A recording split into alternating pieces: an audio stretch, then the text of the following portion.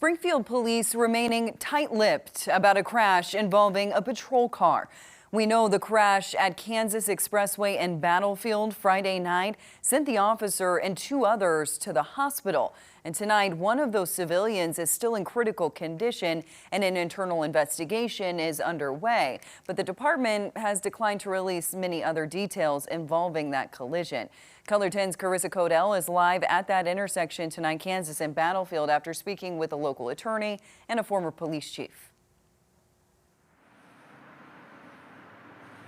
Yeah, Bailey, many people on social media are wondering whether the cars that were hit should have been paying better attention or whether the police officer put others in danger.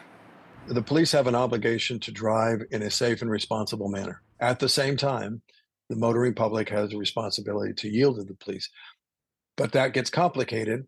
At about 9 o'clock Friday night, a Springfield police officer drove through the intersection of Kansas and Battlefield. We had an officer responding to what was reported as a serious injury involving a child, which was later found out to be untrue and unfounded. A child's involved and needs to be dealt with as soon as possible, but not at the expense of the safety of the general public. The patrol car flipped over and landed on its top. Multiple people, including the officer, were sent to the hospital. The officer's injuries are not life-threatening.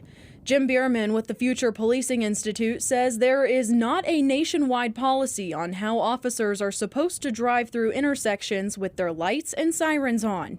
The problems you've created by not slowing down or by not being careful enough to avoid a collision usually compounds the complicated nature of that kind of a call. Local attorney Joshua Roberts says if a police officer is driving negligently, they can be held responsible. The policy of our local police department states right in there that just because they're working in an official capacity doesn't give them the right to be dangerous.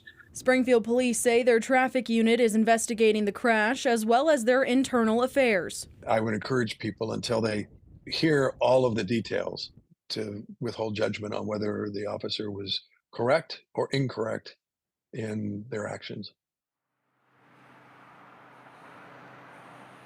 And we did request the body cam and dash cam footage of this crash, but were denied since it is an active investigation.